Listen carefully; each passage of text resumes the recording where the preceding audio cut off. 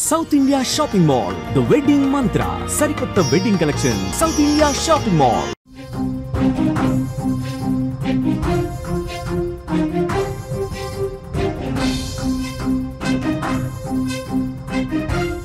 Is big breaking news చూస్తున్నా Russia Ukraine మధ్య భీకర పరిస్థితులు నెలకొన్నట్లుగా తెలుస్తోంది.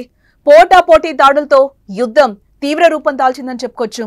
యుక్రెయిన్ డ్రోన్ దాడుల తర్వాత ఆందోళన పరిస్థితులు నెలకొన్నాయి. అక్కడ 1430 మందిని యుక్రెయిన్ సైనికులను హతమార్చినట్లుగా రష్యా ప్రకటన చేసింది. లేటెస్ట్ గా రష్యాలోని కీలక బ్రిడ్జ్ ని యుక్రెయిన్ కూల్చేసినట్లుగా సమాచారం. 1100 కిలోల పేలుడు పదార్థంతో క్రిమియా బ్రిడ్జ్ ని కూల్చివేసినట్లుగా రష్యా చెప్తోంది. వాటర్ లో పిల్లర్లను టార్గెట్ చేస్తూ పేలుడు. అలాగే రష్యాకు క్రిమియా బ్రిడ్జ్ చాలా కీలకంగా చెప్పుకోవచ్చు. క్రిమియా బ్రిడ్జ్ పై నుంచే యుక్రెయిన్ లోపలికి వెళ్లి గత కొంతకాలంగా రష్యా దళాలపై దాడులు చేస్తున్న పరిస్థితి కనిపిస్తోంది. అలాగే 2022 నుంచి బ్రిడ్జ్ పేల్చేయడానికి ప్లాన్ వేసినట్లుగా కూడా మనకి తెలుస్తోంది. ఎస్, ఇక్కడ టోటల్ గా మనం చూడొచ్చు, స్క్రీన్ మీద కూడా మనకి క్లియర్ గా కనిపిస్తుంది ఏ విధంగా బాంబులు పేల్చారు, ఏ విధంగా అక్కడ రష్యా మీద దాడులు జరిగాయి అనేది కూడా మనకి కనిపిస్తోంది. ఎస్, ఇటు యుక్రెయిన్ మీద కూడా రష్యా దళాలు దాడులు చేస్తున్న పరిస్థితి అయితే కనిపిస్తోంది. ఎస్, రష్యా యుక్రెయిన్ మధ్య యుద్ధం తీవ్ర స్థాయికి చేరుకుందని కూడా మనకి క్లియర్ గా అర్థమవుతుంది. ఇక్కడ శాంతి చర్చలతో వార్కు ఫుల్ స్టాప్ పడుతుందని భావించిన సమయంలో రెండు దేశాల మధ్య భీకర దాడులైతే జరుగుతున్నాయి. రష్యా భూభాగంలోకి చొచ్చుకెళ్లి మరి డ్రోన్లతో యుక్రెయిన్ విరుచుకుపడిన తర్వాత ఆందోళన పరిస్థితులు నెలకొన్నాయి. యుక్రెయిన్ దాడులతో రగిలిపోయిన రష్యా 24 గంటల్లోనే 1430 మంది యుక్రెయిన్ సైనికులను హతమార్చినట్లుగా ప్రకటించింది అధికారికంగా.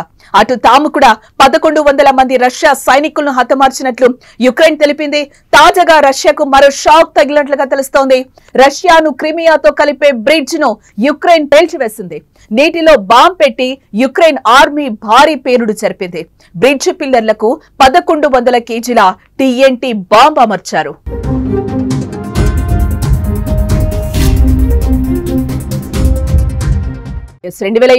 ఫిబ్రవరిలో ఈ యుద్ధం మొదలవగా అప్పటి నుంచి రష్యాకు ఈ బ్రిడ్జ్ కీలకంగా మారిందని చెప్పుకోవచ్చు. రష్యా దళాలు క్రిమియా బ్రిడ్జ్ పై నుంచి యుక్రెయిన్ భూభాగంలోకి వెళ్లి దాడులు చేస్తున్నాయి. దీంతో ఈ బ్రిడ్జ్ ని పేల్చేయాలని యుక్రెయిన్ చాలా కాలంగా ప్లాన్ చేస్తోంది.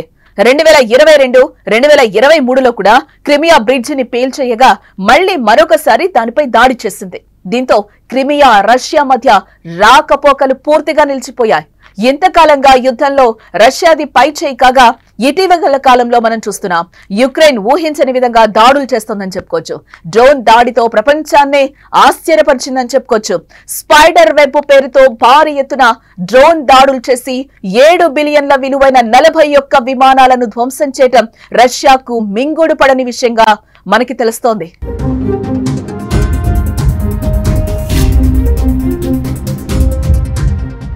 మరోవైపు గత 3 ఏళ్లుగా జరుగుతున్న యుద్ధంలో తమ సైన్యం దాదాపు 1 మిలియన్ రష్యన్ సైనికులను హతమార్చిందని యుక్రెయిన్ ప్రకటించింది.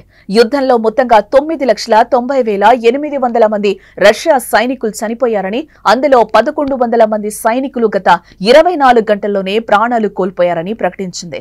అలాగే తాము చేసిన దాడుల వల్ల రష్యాకు చెందిన 10,881 ట్యాంకులు, అలాగే 22,671 సాయుధ పోరాట వాహనాలు, 50,607 ఇంధన ట్యాంకులు, 28,623 ఫిరంగి వ్యవస్థలు, అలాగే 1402 బహుళ ప్రయోగ రాకెట్ వ్యవస్థలు, 1176 వైమానిక రక్షణ వ్యవస్థలు, 384 విమానాలు, 441 యుద్ధ విమానాలు, 336 హెలికాప్టర్లు, 38,748 డ్రోన్లు, 28 నౌకలు, ఒక జలాంతర్గామి నాశనమయ్యాయని యుక్రెయిన్ జనరల్ స్టాఫ్ తెలిపారు.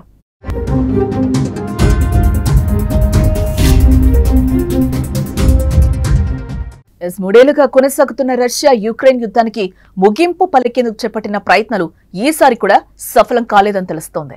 ఇటీవల తుర్కియాలో ఇస్తాంబుల్ నగరంలోని సిరగాన్ ప్యాలెస్ లో జరిగిన 2వ విడత చర్చలు ఎటువంటి స్పష్టమైన ఫలితాన్నివ్వలేదు. చర్చల కంటే ఒక్కరోజు ముందే యుక్రెయిన్ భారీ వైమానిక దాడికి పాల్పడి రష్యా వైమానిక స్థావరాలనైతే ధ్వంసం చేయడం చర్చలపై ఎఫెక్ట్ పడిందని చెప్పుకోవచ్చు.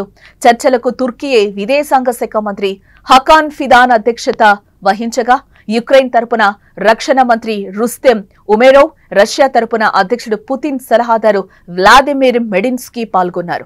ప్రధానంగా కాల్పుల విరమణపై చర్చలు సాగినప్పటికీ ఎలాంటి ఒప్పందం కుదిరిందన్న విషయాన్ని ఏ దేశం కూడా ఇప్పటివరకు అధికారికంగా ప్రకటించలేదు. మరి రానున్న రోజుల్లో రష్యా యుక్రెయిన్ వార్ మరింత ముదిరే అవకాశం స్పష్టంగా కనిపిస్తోంది ఇక్కడ.